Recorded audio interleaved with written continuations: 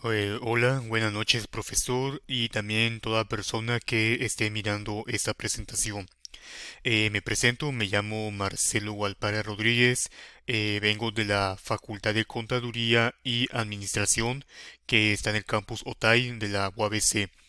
El tema que les voy a explicar a continuación son las implicaciones éticas en la ciencia de datos, todo aquello que sea pues lo más moral posible para poder aplicar en todo lo relacionado con los datos, que más que todo esto es algo relacionado a las carreras de informática y de inteligencia de negocios.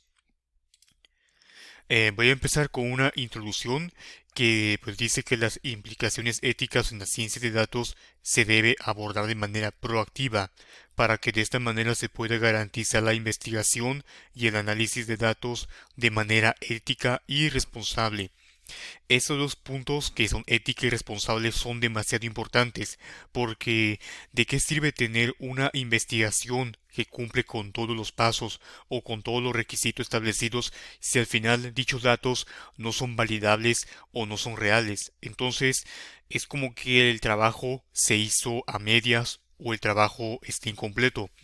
Digamos un ejemplo que Facebook crea una campaña donde está solicitando información o más bien genera información de datos para poder hacer mejor su algoritmo, pero dichos datos salen erróneos o medios incompletos, entonces su algoritmo no va a saber responder bastante bien y va a acabar recomendando cosas que no es adecuado para una persona en específico, que si por ejemplo ve a esa persona mucho contenido de fútbol, a lo mejor le sale otro tipo de contenido, porque el algoritmo está trabajando mal debido a la mala manipulación de los datos. Empezamos con aquí con ese tema que son las bases de datos y almacén de datos.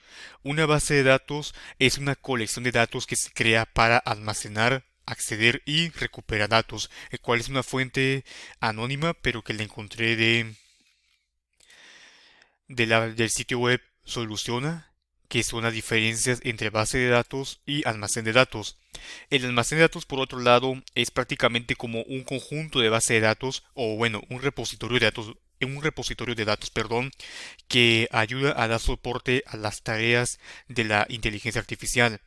En este caso, el almacén de datos está diseñado para analizar, informar, integrar datos de transacciones de varias fuentes y hacer un uso analítico de ellos. Y a continuación voy a hacer un énfasis más en la base de datos. Como pueden ver en esta imagen, prácticamente todo lo que se hace en SQL, que a veces hacemos como tablas, o también está relacionado con Microsoft Access, en el cual creamos lo que son las llaves, las clases y las cuales se tienen que ir relacionando. A diferencia de un almacén de datos, una base de datos es una colección estructurada. Esto quiere decir que también es escalable verticalmente con los datos.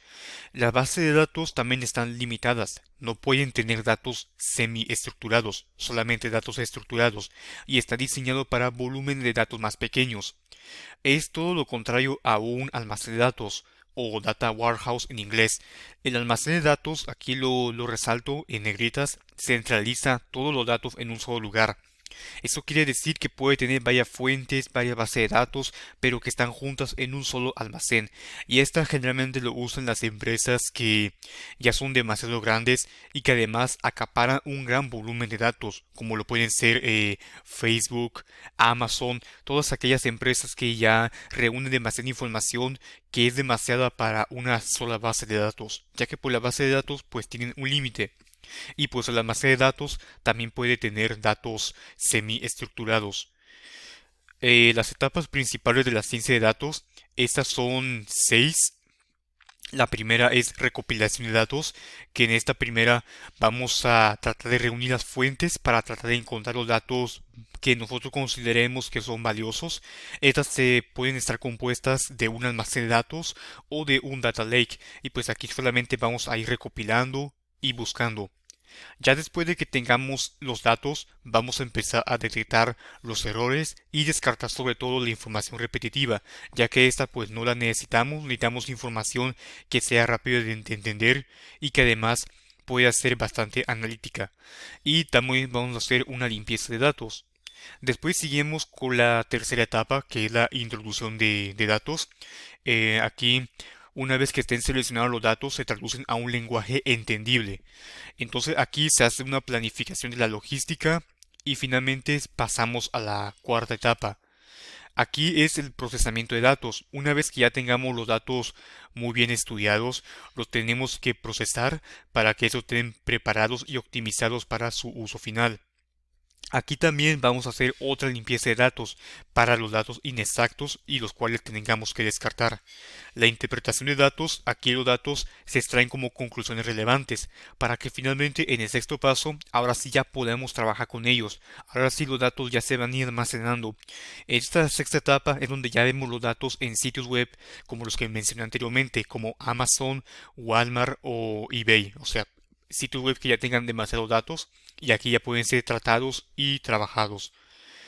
Los formatos en los que se pueden encontrar los datos se encuentran lo que son CSV, JSON, JPG, GIF, los cuales pueden ser animados o estáticos entre otros. O sea que los datos se encuentran en una variedad de situaciones. Y pues también la ética debe ser bastante importante en la Big Data, ya que pues como dije anteriormente, de que sirve tener un gran proceso en las etapas, si al final tus datos no van a ser validados o no son entendibles o están medios incorrectos.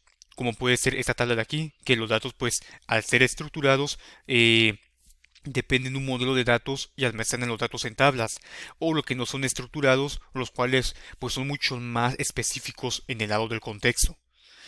También tenemos lo que son los lenguajes naturales y los generados por máquina. Este último pues se está utilizando con más frecuencia ahora porque la computadora o la máquina está tomando cada vez mucho más relevancia frente al ser humano. Así que en esta cuarta etapa pues no es como que realmente el ser humano intervenga mucho. Después tenemos lo que son los datos gráficos, los cuales se pueden representar en las redes sociales. Y tenemos aquí, ojo muy importante, lo que son audio, imagen y video, que es un tipo de datos que tiene desafíos específicos y que puede tener tareas triviales.